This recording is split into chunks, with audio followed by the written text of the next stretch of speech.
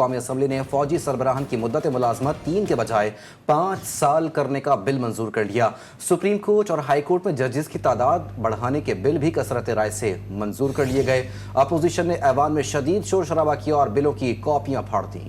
قومی اسمبلی کا ہنگامہ خیز اجلاس، ایوان مچھلی بازار بنا رہا۔ ہنگامہ آرائی کے دوران عدلیہ اور افواج سے متعلق اہم قانون سازی۔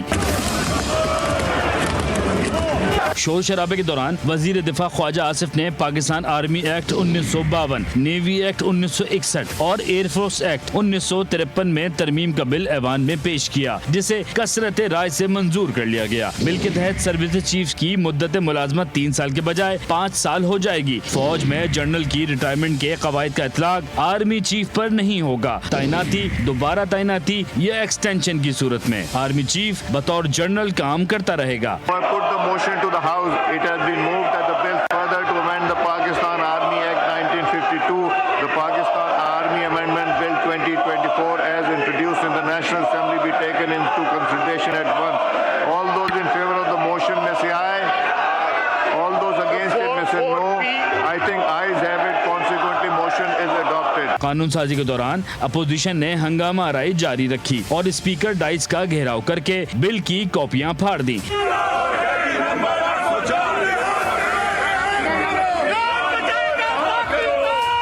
اس سے پہلے قومی اسمبلی کا اجلاس شروع ہوا تو وزیر قانون اعظم نذیر تارٹ نے وقفہ سوالات معطل کرنے کی تحریک پیش کی، جسے کثرت رائے سے منظور کر لیا گیا۔ پہلے میں بتاؤں تو صحیح، میں نہیں سننے دوں گا نا سر، نا یہ نہیں بولیں گے۔ تشریف نا رکھیں۔ سر پہلے بات تو سنیں، یہ نہیں چلے گا، یہ کر لیں پھر۔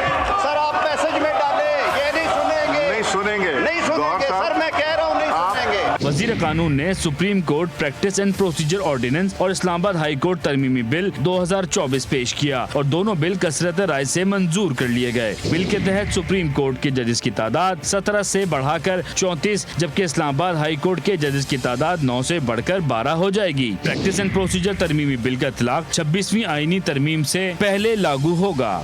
قومی اسمبلی اور سینٹ میں فوجی سربراہان کی مدت ملازمت 3 کے بجائے 5 سال کرنے کا بل منظور۔ سپریم کورٹ اور ہائی کورٹ میں ججز کی تعداد بڑھانے کے بل کی بھی کثرت رائے سے منظوری سامنے آ گئی ہے۔ اس حوالے سے مزید بات کر لیتے ہیں انتظار حیدری سے۔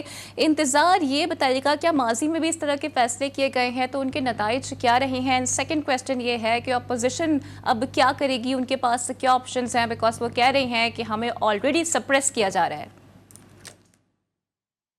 ہاں دیکھیں، جہاں تک بات آپ نے کی ماضی کی، تو ماضی میں بھی حکومتیں اسی طرح سے کثرت رائے سے قانون سازی کرتی رہی ہیں۔ جب ان کے پاس سادہ اکثریت ہے تو وہ بل منظور کروا لیتے ہیں۔ اپوزیشن کے پاس ایک ہی حربہ ہوتا ہے اور وہ حربہ ہوتا ہے کہ وہ کورم کی نشاندہی کریں، اور کورم ٹوٹ جائے تو پھر اجلاس کو مؤخر کیا جاتا ہے۔ لیکن آج تو کورم مکمل تھا، وزیر اعظم موجود تھے اور ایک بڑی تعداد جو ہے اپوزیشن کی بھی موجود تھی، لیکن حکومتی اتحادی بھی موجود تھے، تو حکومت کو کسی قسم کی کوئی دقت کا سامنا نہیں تھا۔ اور اس تمام صورتحال میں جو ہے وہ حکومت جو ہے وہ مسلسل قانون سازی کرتی ہے۔ یہ صرف آدھے گھنٹے کا اجلاس جو ہے وہ چلا ہے قومی اسمبلی کا، اور 25 منٹ کے اندر اندر 6 اہم ترین جو بل ہیں وہ قومی اسمبلی میں احتجاج چلتا رہا ہے اور سارا جو قانونی پروسیس تھا اس کا عمل بھی ہم نے دیکھا ہے۔ انتظار حیدری اپڈیٹ کر رہے تھے، آپ کا بہت شکریہ۔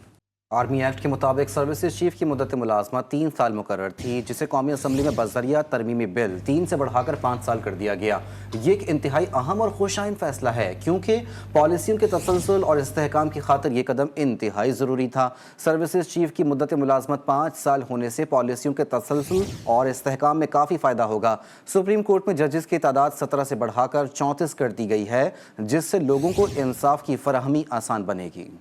آرمی ایکٹ کے مطابق سروسز چیف کی مدت ملازمت 3 سال مقرر تھی، جسے قومی اسمبلی میں بذریعہ ترمیمی بل 3 سے بڑھا کر 5 سال کر دیا گیا۔